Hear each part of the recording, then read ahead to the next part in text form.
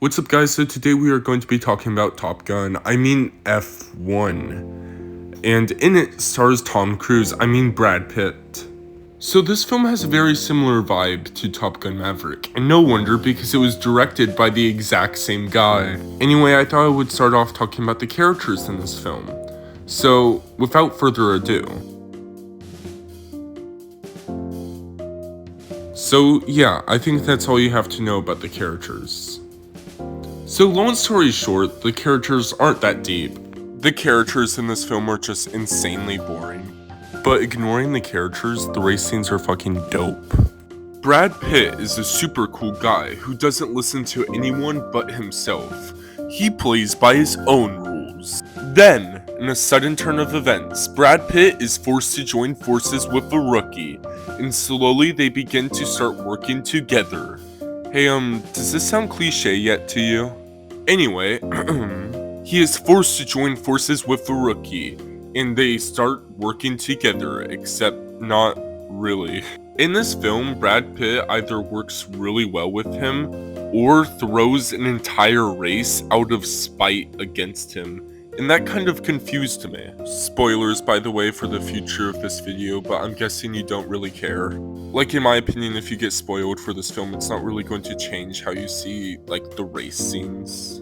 But if you don't want to get spoiled, I totally get it. And I don't recommend getting spoiled, I'm just guessing, you know? But if you do choose to stop watching, please come back after you see the film and comment your own opinion. Anyway, back to the video. I think towards the end of the movie, the writers realized that they forgot to give any real motivation to any of these characters, besides wanting to win the race, so they gave Brad Pitt some motivation. His motivation is he wants to feel like he's flying. Wait, that's all? There's more to it, like he wants to recapture the feeling of flying. But anyway, at least it's something. They also gave his girlfriend something. That she wants to prove herself basically to everyone around her by winning the F1 race. So that's cool. See, this film does something really weird, except for Brad Pitt wanting to feel like he could fly, but just like, dude, just join Top Gun. This film touches on emotional aspects of the characters and hardly brings it up again, which just gets so annoying after a while because you end up spending so much time with characters you barely care about. And I think this is particularly worrisome for a movie where part of the suspense of the races hinges on you liking the characters. If you don't care about the characters, you don't care if they succeed or they fail, win or lose. And I'm sorry, but this film doesn't make you care about the characters a lot. And yes, for the final race, I was kind of tense, but like, what made Top Gun Maverick so special and so suspenseful was how much you liked the characters. And I never see this film reach that level of suspense, and it tries to do that so much. However, it's not like they didn't try to build up suspense.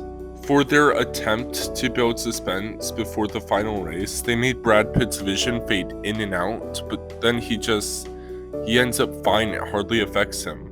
And it's so weird because they made such a huge deal about this. I thought his vision being blurry was going to play a much bigger role. They have a POV shot of him driving to the finish line, which I actually thought was pretty cool. But I feel like it would have been way more cooler and it would have way more suspense if his vision started going blurry right then and there. And this just brings me to how much plot armor I feel like the characters had, because holy cow, they had so much. I gotta tell you, throughout the film, I was never worried about them not winning the final race. They also build tension by going like, oh no, what if we don't make it to the final race? That just doesn't happen. You know, the second they cop Brad Pitt, they're going to make it to the final race, okay? And even on the last part of the final race, it wasn't even close. Brad Pitt won by a mile. So what this film relies on is the danger of racing. But after a couple car crashes and them just being totally fine, like they might go to the hospital, but for the most part they are fine, the film loses most of its sense of danger. In the final race, Joshua crashes before crossing the finish line, and I thought they would do something with that. But instead, Joshua just cheers him on as Brad Pitt crosses the finish line, which is kind of cool. I guess it shows that they bonded, but I think I might have a better idea actually. So, if we're keeping Joshua crashing again, by the way, people crash so many times in this movie, it's insane. Like, I've never seen F1, but if F1 has this many crashes, that's insane. But anyway, let's go back to my idea, shall we? So here's my idea. It's the final race and Joshua crashes, which puts Brad Pitt in the lead. But what if Joshua needs to get saved? Oh no. And Brad Pitt has to choose between that or winning the race. And honestly, it could have gone vice versa. Brad Pitt crashes and Joshua has to save him. Or better yet, one of them crashes and then the other lets them use their car to win the race. I don't know if that's allowed in F1, but in this film they seem to push many rules in F1. So I think that could have worked. I don't know. I feel like they just needed a bigger scene to show how their friendship has grown besides just a poker match. I don't know, guys. I'm just trying to fix this film, okay? I just feel like there would have been a more interesting ending rather than Brad Pitt just winning the race. I felt like that kind of felt a little bit lame, if that makes any sense. My only reaction to Brad Pitt winning was just, oh, that's it? Oh, okay. And real quick, just going off a quick side rant about the characters, I really liked the dynamic between Brad Pitt and his friend, and I wish we would have seen that develop more. We see that their friendship has been kind of broken, and it doesn't really get fixed, except Brad Pitt just wins the race. I guess that puts it back together, maybe. I don't know, I feel like this movie was just missing a bigger emotional scene, you know? I felt like that would have been really cool and would have worked for the movie. They put a bunch of highlights on some of the pit stop crew, but they never really focus on them. So maybe the movie could have shown how they developed and maybe working together and maybe turn out to be a family of sorts, maybe? I don't know.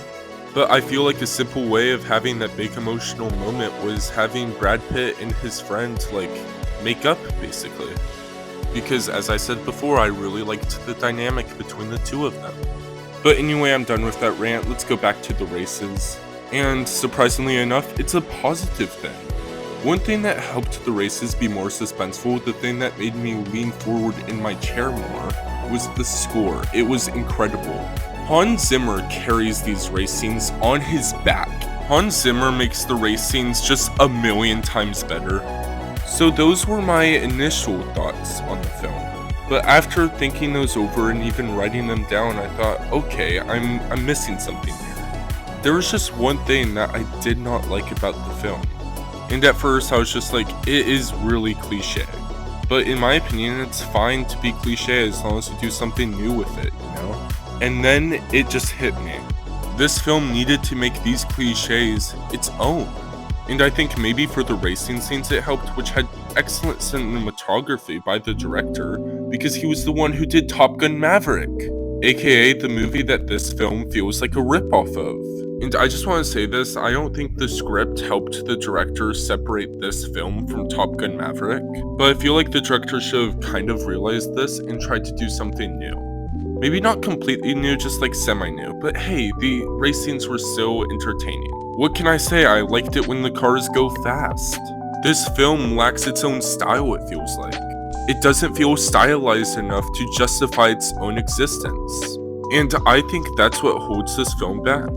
I'm almost certain that there is a reality where this film has its own unique flavor. It has its own unique spice to it, per se.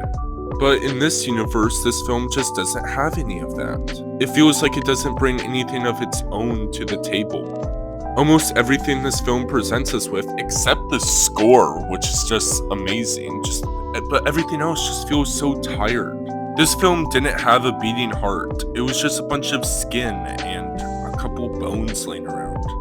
Okay, never mind. I'm going to dump that analogy really fast because that sounded better in my head. Okay, I didn't realize how weird that would sound. And I want to add this super fast, but I'm 99% sure from what I found that the racing scenes were practical, and I think that's super cool. So that's definitely a plus. And by the way, if you are going to go see this film, I highly recommend IMAX. I think it just made my experience, especially the racing scenes, just a million times better. And I do want to end this video saying there is fun to be had while watching this film. I heavily enjoyed the racing scenes. I thought they were a great time, and I don't usually watch F1. I don't think I've ever seen a full race. And if I have, I just can't remember. But I'm 99% sure that F1 fans will get a huge kick out of this. Maybe F1 will do for cars what Top Gun did for planes. But I do think no matter what, it's just inevitable that this film will always be under Top Gun's shadow. I'm sorry, F1. But anyway, what shall I give this film? The cinematography in this film is amazing, however this film also has very lackluster characters. I probably wouldn't have remembered Brad Pitt's character's name is Sonny, but they said it like a million times in this film. This film is stuffed to the absolute brim with cliches, and it just doesn't make them its own. However, I just have to bring up the score again. Like, the score is amazing. It just makes the race scenes absolutely fantastic. It makes them better. It makes them really cool. In the end, though, F1 is kind of a nothing burger, really. It doesn't bring anything truly new to the table. And I just want to reiterate, I'm fine with cliches, but you have to make them your own, you know? Add your own sauce, add your own style. But I do think the mass majority of people will enjoy this film just for the race scenes alone. So I shall give this film a 3.5 out of 10. It's not the perfect summer blockbuster, and it's not even good, but if you like racing, you'd probably like it maybe. Thank you again so much for watching. Please like and subscribe and comment your opinions down below. Thank you again, and goodbye.